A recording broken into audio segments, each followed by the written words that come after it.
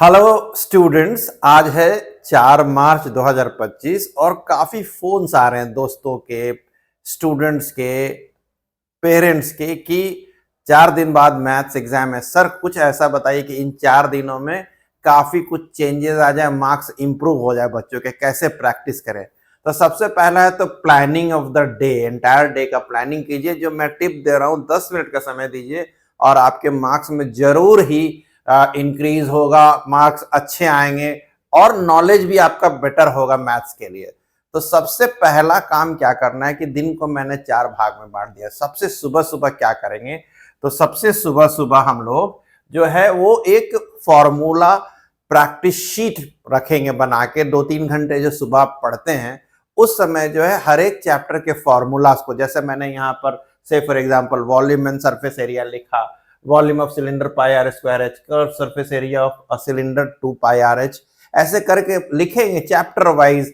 Arithmetic progression में कि nth term a plus N minus 1 into D. साथ साथ फिर क्या करेंगे, इन फॉर्मूलाज पर बेस्ड क्वेश्चंस को उठाएंगे, जो डायरेक्ट क्वेश्चंस है पूरा बनाएंगे और आंसर मिलाएंगे सुबह सुबह। ये 4 दिन में आप 4-4, 5-5 चैप्टर बना लें और प्रैक्टिस कर लें सुबह फॉर्मूला के। जिस आज जो चैप्टर बनाए कल दूसरे चैप्टर्स को बनाए, ऐसे करके प्रैक्टिस कर लें। इससे क्या होगा, आपका न सिर्फ फॉर्मूला मजबूत हो जाएगा, आपको पूरा बाय हार्ट हो जाएगा फॉर्मूला, यानी फॉर्मूला आप गड़बड़ नहीं करेंगे यूज करते समय। साथ साथ आपके कैलकुलेशन स्किल्स भी बढ़ जाएंगे, कैलकुलेशन करने में कॉन्फिडेंस आ जाएगा, तो सिली मिस्टेक्स नहीं होगा। अब second part of the day जो आएगा वो आएगा 10:30 बजे से 1:30 बजे, जो आप एग्जाम हॉल में 10 तारीख को जाके जो आंसर शीट लिखने वाले हैं।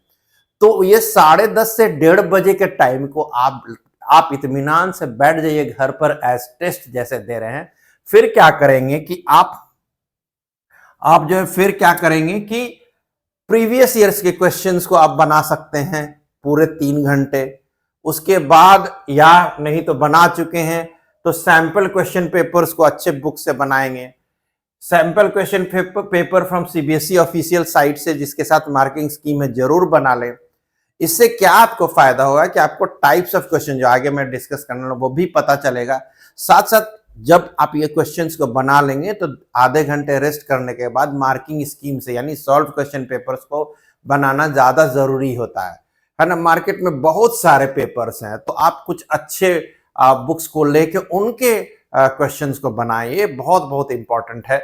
और जिसमें सॉल्व किया, ताकि आप बाद में जैसे ही एग्जाम खत्म कर दिया आपने 1:30 बजे, अपना आप आधे घंटे 1 घंटे रेस्ट करके फिर 1 घंटा मैच कर लें और देख लें कि कहाँ पर कमी बेसी है। उसको फिर आप उस हिसाब से आप अपने नेक्स्ट डे के आगे आगे वाले पार्ट को आप प्रैक्टिस करेंगे। कैसे, तो नेक्स्ट जो आगे पार्ट है आपका एक स्ट्रॉन्ग जोन होगा, जहां पर जिस टॉपिक्स पर आपको कॉन्फिडेंस है उस टॉपिक के क्वेश्चंस को आप रिवाइज करेंगे, है ना। स्ट्रॉन्ग टॉपिक्स इसको रिवाइज करेंगे, है ना। जैसे से फॉर एग्जांपल आप देख रहे हैं कि आपका ट्रिगोनोमेट्री का सारा क्वेश्चन ठीक है, तब भी 2-4 रिविजन्स हो जाए तो अच्छा है ना। 1 घंटे के लिए स्ट्रॉन्ग टॉपिक्स 4-5 चैप्टर्स जो आपके स्ट्रॉन्ग है, या 10 चैप्टर स्ट्रॉन्ग है, तो हर दिन 2-2, 3-3 चैप्टर लेके आप करेंगे।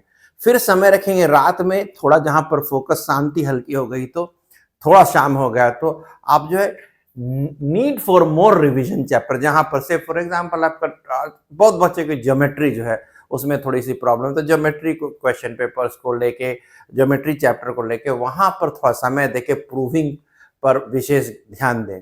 तो इस तरह से आपका एंटायर डे शेड्यूल हो गया, तो आपको कॉन्फिडेंस आना शुरू होगा। और साथ साथ थ्रू आउट द डे में याद रखिए कि आप जब भी हर स्लॉट में जो प्रिपरेशन करें तो टाइप्स ऑफ क्वेश्चन जरूर जाने। और कुछ कुछ इंपॉर्टेंट टाइप्स मैंने यहाँ लिखा है, जैसे कि know the types, MCQ questions. एक सेकेंड, एमसीक्यू क्वेश्चंस मैंने जैसे लिखा है, नो द टाइप में एमसीक्यू क्वेश्चन है, कैलकुलेशन क्वेश्चंस है, प्रूविंग क्वेश्चंस है, कंस्ट्रक्शंस और ग्राफिकल क्वेश्चंस है।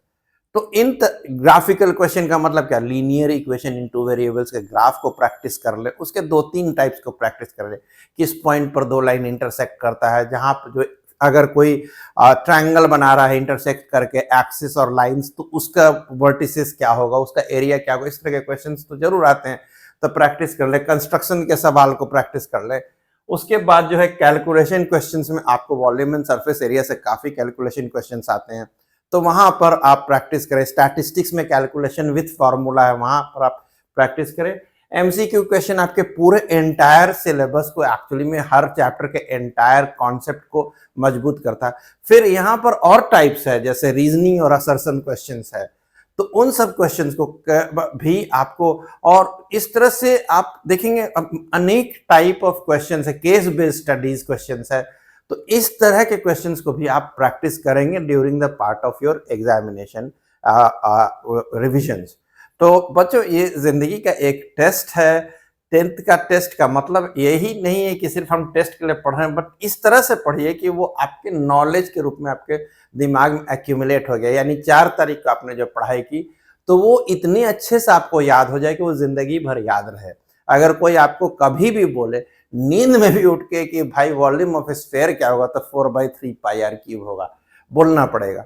तो those things are very very important children, और इस तरह का प्रैक्टिस करेंगे तो आपका एग्जाम भी बेटर जाएगा, नॉलेज भी जाएगा। और बस मैं एक राय जरूर दूंगा कि marks does not define everything, your knowledge and concept और मैथ्स कितनी पकड़े हो लाइफ में आगे डिफाइन करता है। जिंदगी में तो बहुत सारे टेस्ट आएंगे, टेस्ट को एकदम बहुत ही स्ट्रांगली लेना है, बहुत ही हैप्पीली लेना है, और स्ट्रेस फ्री होकर टेस्ट दीजिए। पेरेंट्स से मैं यही अनुरोध करूंगा कि प्रेशर नहीं डाल के बच्चों को टाइम स्लॉट में बांट के उनको थोड़ा सा मदद कर दीजिए। हाँ, ये टाइम स्लॉट अलग अलग बच्चों के लिए अलग अलग होगा। जैसे हम अगर प्रैक्टिस करते हैं तो इसी तरह से प्रैक्टिस करते हैं। God bless you, all the best for 2025 maths examination. Thank you so much. अगर आपको ये अच्छा लगेगा तो जरूर बाद में आपका टेस्ट कैसा गया कमेंट बॉक्स में जरूर लिखें। मैं Sanjay Joseph, at present vice principal at Saint Karen's High School, Bishop Scott Senior Secondary Girls School Patna का प्रिंसिपल भी रह चुका हूँ, और मैथ्स मेरा फोर्टे सेंट माइकल्स में हाई स्कूल पटना में मैंने काफ़ी दिनों तक पढ़ाया है। तो ये सब बातें जो है आप सबों के लिए अपने एक्सपीरियंस और अनुभव के द्वारा पहुंचा रहा हूँ। God bless you all, thank you so much.